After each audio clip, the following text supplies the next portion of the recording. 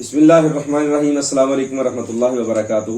ہمارے ایک دوست نے سوال کیا ہے کہ گرمیوں کے موسم میں ایڑیاں کیوں پھٹتی ہیں اور ان کا علاج کیا ہے۔ بھئی یہ جو ایڑیاں پھٹتی ہیں نا، ان کا تعلق خشکی کے ساتھ ہے۔ خشکی چاہے سردی کے ساتھ ہو یا گرمی کے ساتھ ہو، نتیجہ تن رطوبات کی کمی ہوتی ہے اور ایڑیاں پھٹ جاتی ہیں اور ہاتھوں کی انگلیاں بھی اکثر پھٹ جایا کرتی ہیں۔ چاہے خشکی سردی کے ساتھ ہو، مزاج خشک سرد ہو، خشک گرم ہو یا گرم خشک ہو، تینوں مزاجوں کے اندر یہ کیفیت وارد ہو جایا کرتی ہے۔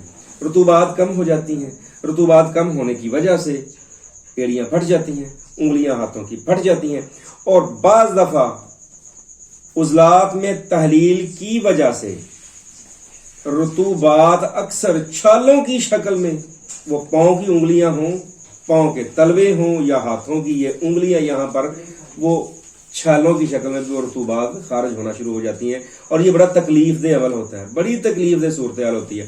اور اکثر جب یہ پھٹ جاتی ہیں پاؤں کی ایڑیاں، تو وہاں سے خون بھی رستا ہے اور چلنا پھرنا مشکل ہو جاتا ہے۔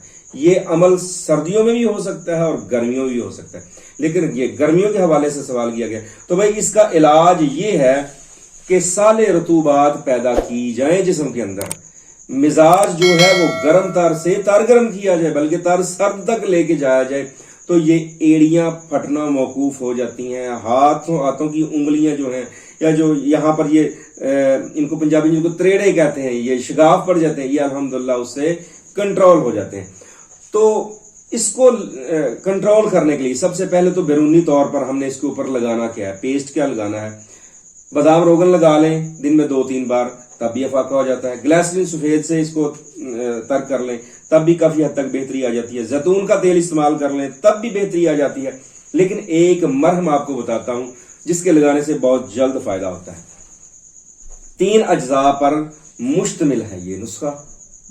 اس میں ہے رال سفید۔ نمبر 1، رال سفید، یہ گوند ہوتا ہے، یہ پنسار اسٹور سے ملیں گی۔ رال سفید 10 گرام، ہلدی پاؤڈر 10 گرام، اور ریٹھے کا چھلکا اس کا پاؤڈر یہ بھی 10 گرام، اور آپ نے لینا ہے گائے کا دیسی گھی، اگر وہ نہیں تو بادام کا تیل لے لیں، کچھ نہیں ملتا وائٹ پیٹرولیم جیلی لے لیں، یہ آپ نے لینا ہے 100 گرام۔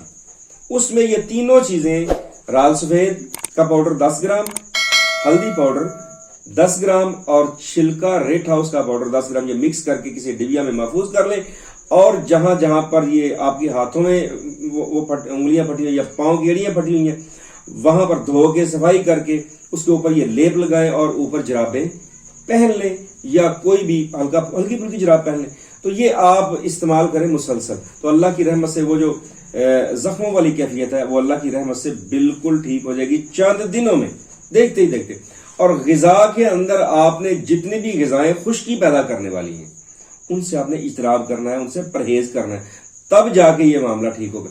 اچھا، خربوزے کا استعمال، اب خربوزہ دوپہر کو کھانے کی جگہ پہ خربوزہ پیٹ بھر کے کھا لیا کریں، تربوز کا استعمال کر لیں، شربت بزوری ہے وہ پی لیں، یا پھر شربت بادام کا استعمال کریں، تو تھوڑے ہی دنوں میں اللہ کی رحمت سے یہ آپ کے ہاتھ پاؤں کی ایڑیاں اور یہ انگلیوں کا پھٹنا موقوف ہو جائے گا انشاءاللہ۔ امید ہے آپ ہمارے ساتھ رہیں گے اور دعا میں یاد رکھیں گے۔ السلام علیکم ورحمۃ اللہ وبرکاتہ۔